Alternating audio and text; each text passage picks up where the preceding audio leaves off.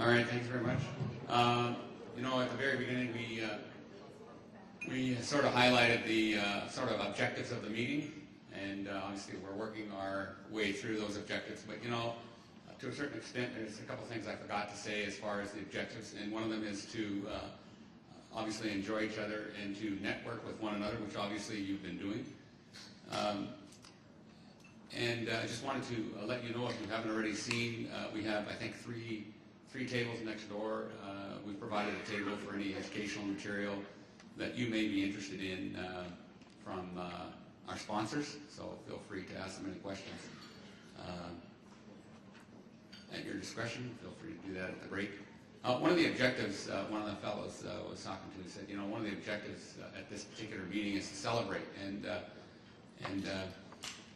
that's one of the objectives. And I basically wanted to update you very briefly on sort of the status of access to enzyme replacement therapy. We invited some special guests from the provincial government, and unfortunately none of them were able to make it, but some of them have actually written to us.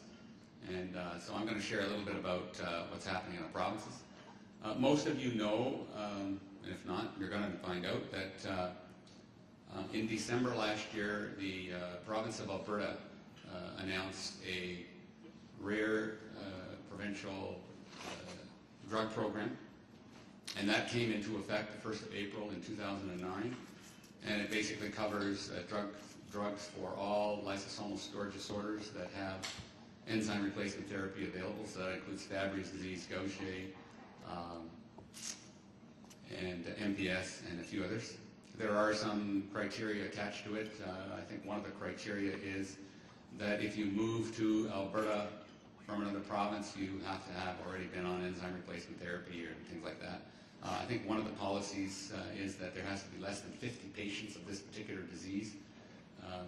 So I guess so they have an idea of the total funds that are going to be required. But basically, for all intents and purposes, anybody on enzyme replacement therapy for Fabry's or any of these diseases are covered under the publicly funded healthcare system by the province of Alberta.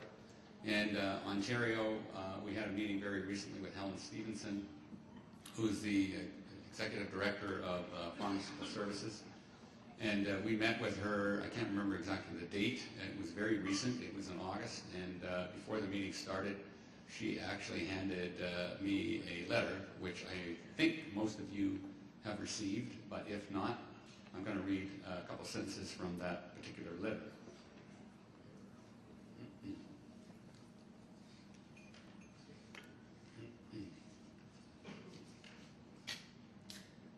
And this is from Helen Stevenson. She's her official title is Assistant Deputy Minister and Executive Officer for the Ontario Public Drug Program. And it says, I gotta take my glasses off, otherwise I can't read. She talks about the work on the access to treatment, particularly for Fabry patients, is very important. And her last couple of sentences are basically that this issue is extremely high priority for us, and I wanted to formally confirm to you Ontario's commitment to funding Fabrazyme and Replagal for Ontario patients beyond September the 30th. So that's amazing news, and obviously there are a number of Fabry patients on treatment here in this room, so we can be very thankful for that. In addition, very recently, and I think I forwarded the email that we got from the Health Minister of Nova Scotia, Maureen MacDonald, and the sentence in that particular email that was addressed very recently was basically the same type of commitment. And I'll read it.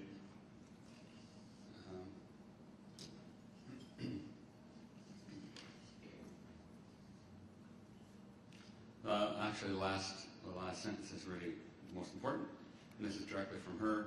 I want to confirm Nova Scotia's commitment to fund Fabrazyme and Replagal for Nova Scotia patients after September 30th, 2009. And that's a major commitment. And then as a follow-up, we had a meeting with her actually on Friday morning, and she introduced a few of us in the legislature, and she welcomed us to Nova Scotia. And we talked to her, and we just wanted to sort of update you that she's standing by her commitment, but there's obviously some logistical issues that are taking place, and the budget that includes the funding for this particular treatment is going to be tabled and voted on. And so she basically wanted to reiterate that. I'm going to read to you the email that we just got actually on Friday, and I will read that to you in its entirety, if I can find it. So this was dated September the 18th, which I believe was yesterday. Thank you for meeting with me this morning. It was an important opportunity to clarify our discussions as we work together to renew the Fabry agreement that has been in place among provinces, territories, and federal government, manufacturers, researchers, and the patient community. As we discussed, Fabry patients should be able to continue their treatment while a new agreement is being negotiated. This is why our government is prepared to extend funding beyond the expiration of the current agreement, which is September the 30th, 2009. I believe all patients need to continue to be part of this agreement to ensure that patients get the treatment that they need. It is my hope that our commitment will encourage all partners to continue to participate. As you know, the federal government has not agreed to partner at this time, and I am writing to the Minister about the importance of all partners being part of the renewed agreement. You will continue to have our full support, my department, in helping to reach such agreement. Good luck with your meeting, etc., etc.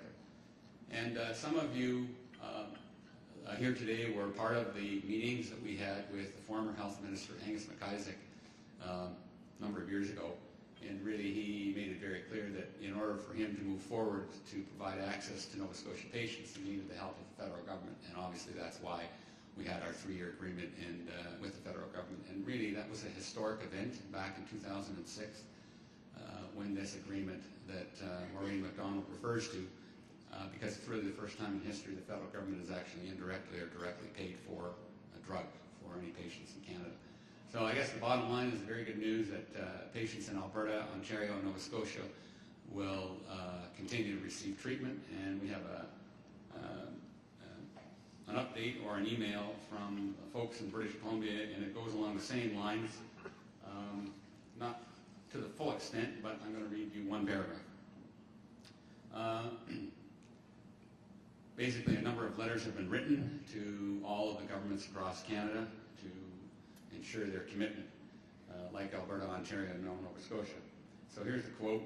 Basically, have been informed that the BC Pharmacare has committed to temporary funding of enzyme replacement therapy for the BC patients past October 1st, 2009, whilst negotiations with the involved parties are progressing. While there are several challenges to resolve, work on these challenges is ongoing. Pharmacare wants to reassure BC patients that they will not have drug interruption on October the 1st and will provide more details as they become available. So when I read that, I'm just, looking at patients who are going to their pharmacy, picking up their drug, they have home infusions or going to the hospital, and I guess the bottom line is that from that paragraph, they shouldn't receive or shouldn't have any interruption to their treatment.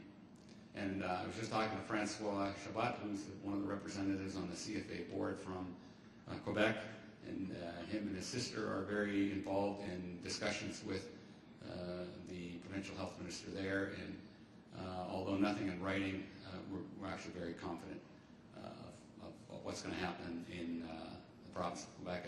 As you know, Quebec sometimes does their own thing, but they're not really part of Canada, but they are. So for those of you from Quebec, I think you know what I mean. So we're very, very pleased with all of that, and so I think this meeting is to be celebratory